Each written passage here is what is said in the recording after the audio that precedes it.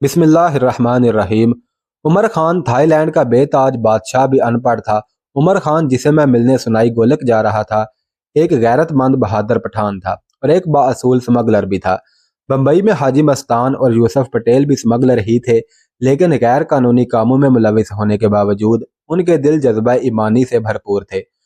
जो काम ये स्मगलर अपनी जाती हैसियत में सर अंजाम दे रहे थे, वैसा काम करने का तो हमारे मुल्क में उस दौर की भुट्टो के खोखले नारों से बनी हुई हुकूमत से लेकर नवाज शरीफ की भरपूर मैंडेट रखने वाली हुकूमत सोच भी नहीं सकती। ये बात नहीं है कि उन हुकूमतों के पास वसाइल की कमी है या वसाइल के ज़राए नहीं हैं। अल्लाह के फजलो करम से सब कुछ है। अगर कमी है तो ईमान की कमी, और अपने ज़ाती मफाद और मकासद के लिए हर हरबे बुरुएकार लाने में पीछे नहीं हटते, और मुल्की मकासद और अवामी मकासद और मजहबी मकासद को पसे पुश्त डाल देते हैं। ज़ाती तइश के लिए मुल्की खजाना बेदरेग यूज़ किया जाता है। मुल्क का बाल बाल गैर मुल्कियों के पल्ले बांधने के बाद कर्ज उतारो मुल्क सवारों के नारे लगाकर गरीब आवाम की बची खची खाल भी खींच ली गई, और जब उससे भी उनकी तूंदें ना भरी तो सरकारी असासों को बेचकर अब मुल्क को भी बेचा जा रहा है। गवादर की बंदरगाह 99 साल पट्टे पर अमेरिका को दे दी गई है।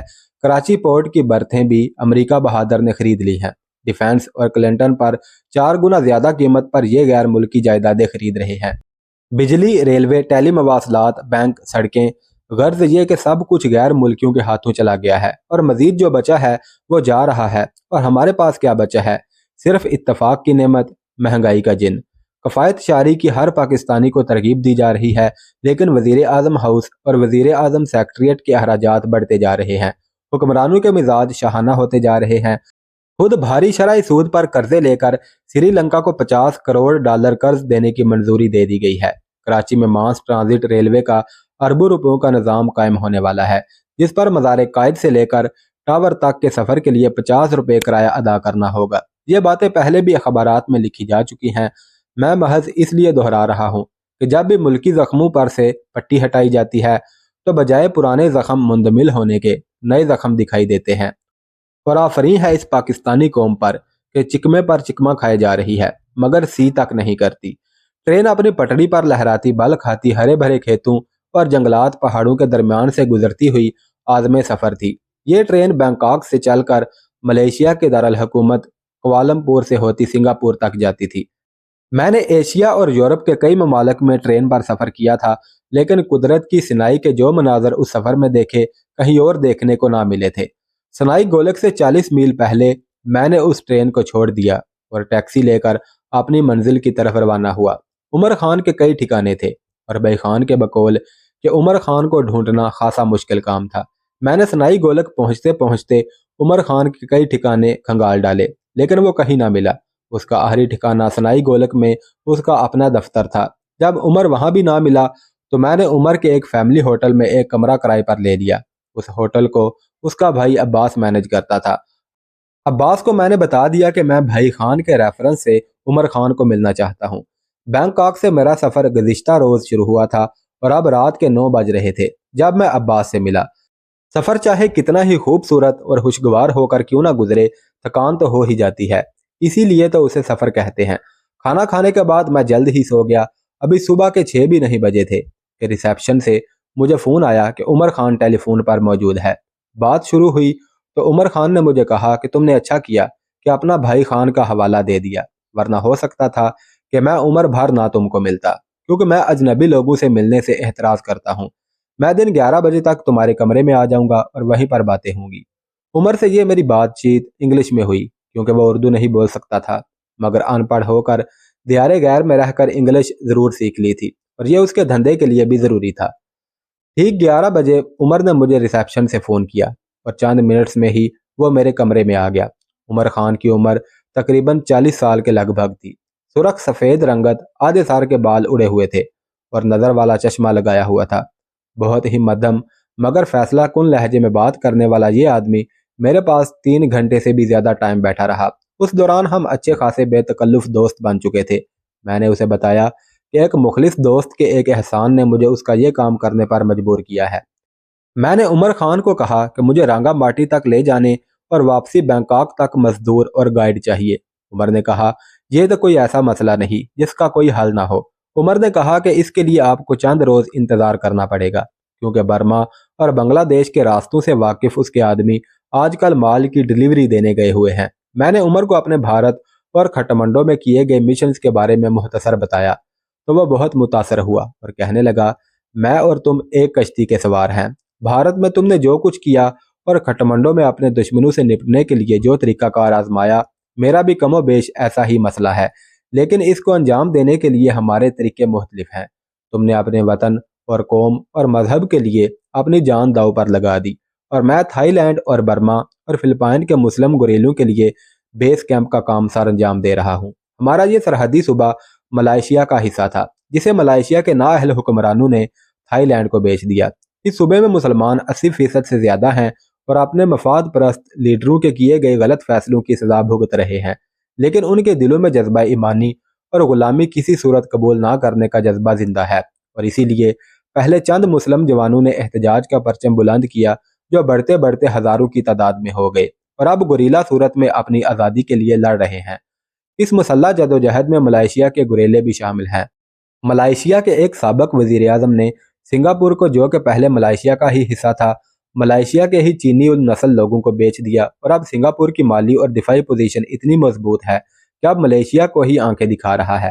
حالانکہ اگر ملائیشیا سنگاپور کی پانی کی سپلائی ہی بند کر دے تو سنگاپور کا پورا ڈھانچہ ہی بیٹھ جائے۔ فلپائن کے حریت پسند مسلم بھی میرے ساتھ رابطے میں ہیں اور میں ان کی بھی ہر ضرورت پوری کرنے کی کوشش کرتا ہوں۔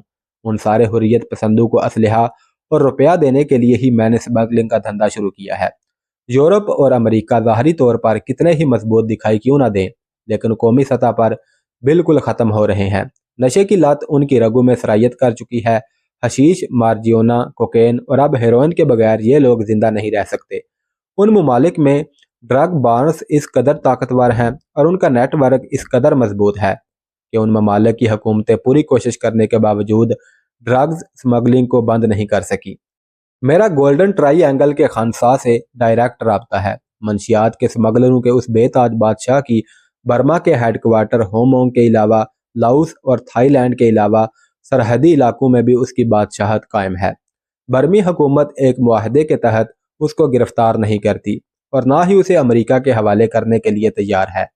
تھائی لینڈ کی فوج نے کئی بار اس علاقے میں داخل ہونے کی کوشش کی، لیکن خنسا کے جانساروں نے انہیں بھاری جانی نقصان دے کر پیچھے دھکیل دیا۔ خنسا کے زیر اقتدار علاقے کو گولڈن ٹرائی اینگل کہتے ہیں، جن میں تھائی لینڈ، لاؤس اور برما کے سرحدی علاقے شامل ہیں۔ خنسا اپنی گوریلا فوج، افیون پیدا کرنے والے کارکنوں سے لے کر ہیروئن تیار کرنے والی فیکٹریوں اور ملازمین اور ان کی فیملیز کا بہت زیادہ خیال رکھتا ہے۔ ان کے لیے رہائش گاہیں، اسکول، کالج، ہسپتال اور تفریح گاہیں سینما ہال تک بنا رکھے ہیں۔ عمر نے بات جاری رکھتے ہوئے کہا کہ میری خواہش ہے کہ میں تمہیں خنسا سے ضرور ملواؤں، کیونکہ وہ بہادروں کی بہت قدر کرتا ہے۔ اس کی ہیلپ کے ذریعے تمہاری یہ مہم بھی بہت آسان ہو جائے گی، ورنہ میرے آدمی تو تمہارے ساتھ جائیں گے ہی۔ عمر سے پہلی ملاقات میں ہی نہ صرف ہماری گہری دوستی ہو گئی، بلکہ یہ دوستی بیک وقت کئی منزلیں طے کر گئی۔ عمر نے اپنے بھائی عباس کو بھی کمرے میں بلا کر میرے سامنے میرے متعلق کچھ بتا دیا اور کہا کہ آج رات یہ میرا مہمان ہوگا اور ہم کل رات کو واپس لوٹیں گے۔ میں جلد از جلد تیار ہوا اور عمر مجھے اپنے ساتھ اپنی گاڑی میں بٹھا کر اپنے گھر کی طرف چل دیا۔ سنائی گولک میں ایک ندی تھائی لینڈ اور ملائیشیا کا بارڈر ہے اور سنائی گولک تھائی لینڈ کا سرحدی قصبہ ہے۔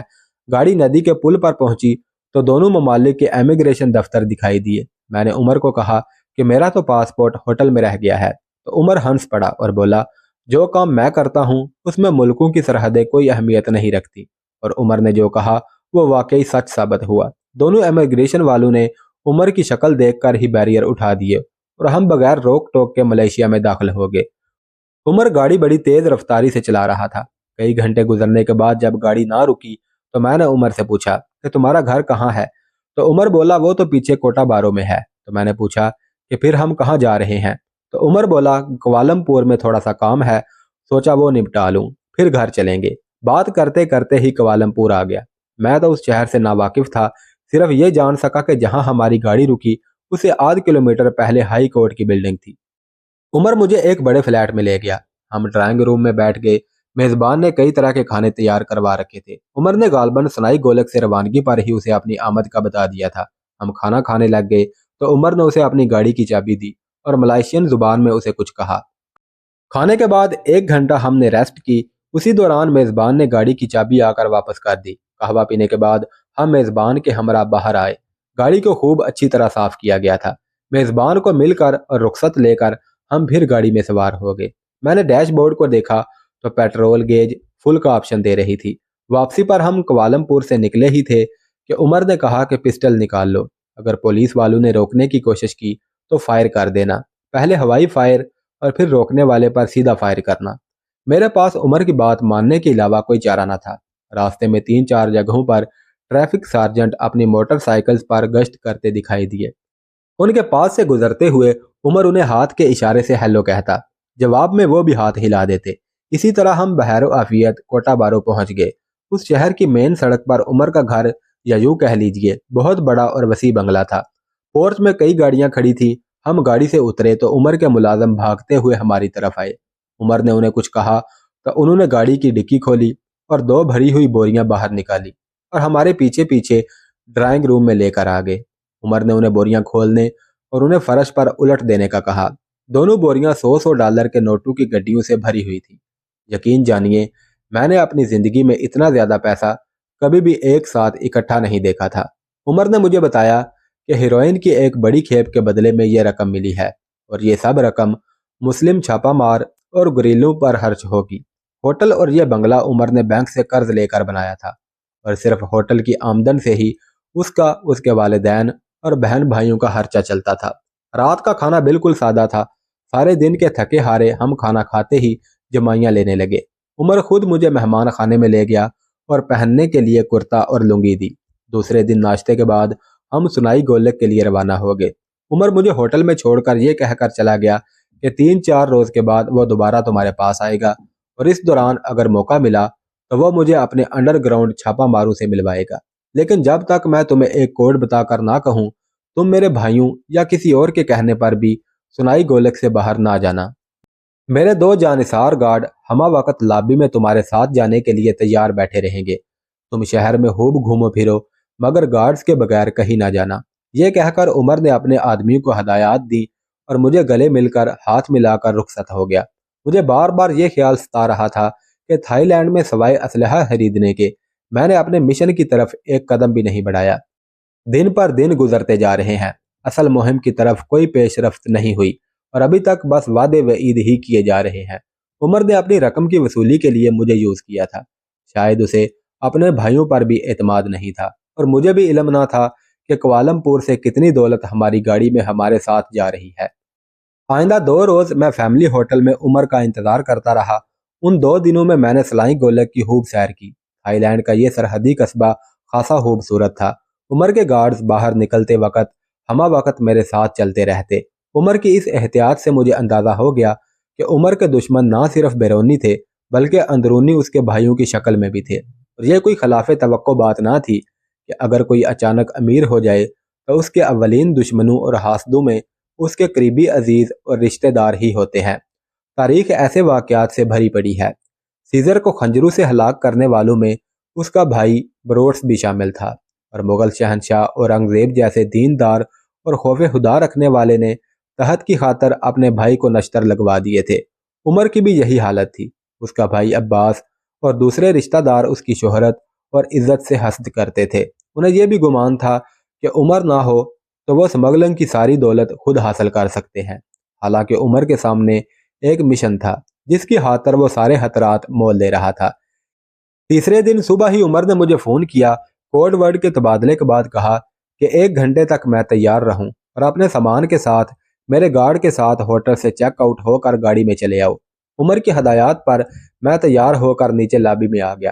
ہوٹل سے چیک آؤٹ ہوا، گارڈ نے سامان اٹھا کر گاڑی میں رکھا اور ہم تیزی سے تھائی لینڈ کے دارالحکومت ہرجائی یعنی ریحان کی طرف روانہ ہوئے۔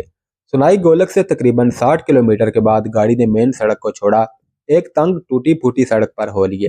ابھی ہم نے تھوڑا ہی فاصلہ طے کیا تھا کہ ایک سامنے سے آتی ہوئی گاڑی ہماری گاڑی کے پاس آتے ہی رک گئی۔ گارڈ نے بھی گاڑی روکی اور میرا سامان تیزی سے اس جیپ میں رکھ دیا۔ میں جیپ میں سوار ہو گیا۔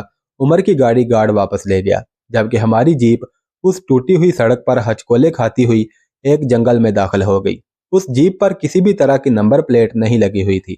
مجھے کچھ علم نہ تھا کہ ہم کہاں جا رہے ہیں۔ ساتھ بیٹھے گارڈز نے اپنے پسٹل ہولسٹرول میں رکھ کر آٹومیٹک گنز اٹھا لی تھی۔ 2 گارڈز میرے ہمراہ آئے تھے اور 2 جیپ میں پہلے سے موجود تھے۔ ایک رائفل مجھے بھی دے دی گئی۔ سامنے کی سمت میں نے سنبھال لی اور باقی چاروں نے پیچھے اور دونوں اطراف کی نشستیں سنبھال لی۔ جیپ کا ڈرائیور جو عمر کا قابل اعتماد ساتھی تھا، تھوڑی بہت انگریزی بول لیتا تھا، اس نے مجھے بتایا کہ تھائی پولیس اور پہلا ملٹری فورس جنگل میں چھپ کر وار کرتے ہیں۔ ان کے فائر سے محفوظ رہنے کا بس ایک ہی طریقہ ہے کہ تھوڑی دیر بعد چاروں طرف 30-40 راؤنڈ فائر کر دیے جائیں۔ فائر کی آواز سن کر یا تو وہ پیچھے بھاگ جاتے ہیں یا گزرنے والوں کو آرام سے گزر جانے دیتے ہیں۔ ہم نے وقفے سے فائرنگ کا سلسلہ جاری رکھا۔ ہم پر کسی بھی جانب سے کوئی فائر نہ ہوا۔ ہماری فائرنگ بس حفاظتی نقطہ نظر تک تھی۔ جنگل میں داخل ہوئے ہمیں ابھی 2 گھنٹے ہی ہوئے ہوں گے کہ سامنے سے ہمیں خاردار تاروں کی باڑ نظر آئی۔ باڑ کے ساتھ ساتھ ہم دائیں جانب چل دیے۔ اس خاردار باڑ کے اندر وقفے بعد سرچ ٹاور بنے ہوئے تھے جن پر ہیوی مشین گنے لگائے گارڈز کھڑے تھے۔ تھوڑی دیر بعد اندر جانے کا راستہ دکھائی دیا جہاں پر 3 بیریئرز لگے ہوئے تھے۔ ڈرائیور نے اپنا پاس دکھا کر تینوں بیریئرز عبور کیے تو تقریباً 40 فٹ لمبے لوہے کی جالی دار سڑک پر ہو لیے۔ ڈرائیور نے مجھے بتایا کہ اگر کوئی بھی گاڑی زبردستی بیریئرز کو عبور کر لے تو گاڑی لوہے کی سڑک پر پہنچتے ہی ان جالیوں میں سے لوہے کے تیز نوکیلے راڈ نکل کر گاڑی کے ٹائروں میں گھس جاتے ہیں اور اسے ناکارہ بنا دیتے ہیں۔ گاڑی کے پہیوں کی جگہ اگر ٹینک والے بیلٹ بھی لگے ہوں تو اس سڑک کے آہر میں اتنا بارود لگا دیا گیا ہے کہ جس سے ایک نہیں کئی گاڑیاں اور ٹینک ہوا میں کئی میٹر تک اچھال دیے جائیں۔ میں نے پوچھا کہ اگر کوئی گاڑی سڑک کی باڑ کو توڑ کر گھاس پر چلی جائے تو پھر؟ میرے اس سوال پر ڈرائیور ہنسا اور بولا کہ اطراف کی گھاس مصنوعی ہے اور لکڑی کے تختوں پر لگائی گئی ہے اور یہ تختے نیچے سے ایک دوسرے کے ساتھ بندھے ہوئے ہیں اور ان کو اونچا رکھنے کے لیے دونوں اطراف سے بڑی چٹانوں پر لگے لوہے کے بڑے کلوں کے ساتھ بندھے ہوئے ہیں اور ان تختوں کے نیچے زمین نہیں بلکہ اتنی گہری دلدل ہے کہ ایک بھات کا نوٹ بھی فوری نگل لے۔ اس کے علاوہ بہت سے خفیہ حصار بنے ہوئے ہیں۔ اسی وجہ سے تو تھائی پولیس اور فوج زخمی ہو کر یہاں سے بھاگ کھڑی ہوئی تھی اور پھر کبھی ادھر کا رخ نہیں کیا۔ خنسا تک پہنچنا بچوں کا کھیل نہیں ہے۔ خنسا کا نام سن کر میں چونکا۔ عمر نے ٹیلی فون پر مجھے اس سے ملنے کا ہلکا سا بھی اشارہ نہیں دیا تھا۔ اتنے بڑے سمگلر اور 3 ملکوں کی سرحدوں پر رہنے والے اور ٹرائی اینگل کے مالک سے اس طرح اچانک ملاقات ہو جائے گی میں نے سوچا بھی نہ تھا۔ بہرحال بقول عمر کے کہ اگر ہنسا چاہے گا تو میری مہم بہت آسان ہو سکتی تھی، اس خیال نے میری ٹینشن دور کر دی۔ تھوڑی دیر بعد گاڑی ایک سیمنٹ کے بنے گھر کے سامنے رکی۔ میرا سامان جیپ میں ہی پڑا رہا اور ڈرائیور مجھے لے کر مکان کے اندر داخل ہو گیا۔ مکان بالکل خالی اور بغیر ساز و سامان کے تھا۔ ایک کمرے میں نیچے اترنے کے لیے سیڑھیاں بنی ہوئی تھی۔ ہم سیڑھیوں کے ذریعے نیچے اترے تو نیچے ایک شہر آباد تھا۔ رہائشی مکان، ہیئر ڈریسر، شاپس وغیرہ سب کچھ تھا جس کی زمین کے اوپر رہنے والوں کو ضرورت ہو سکتی تھی۔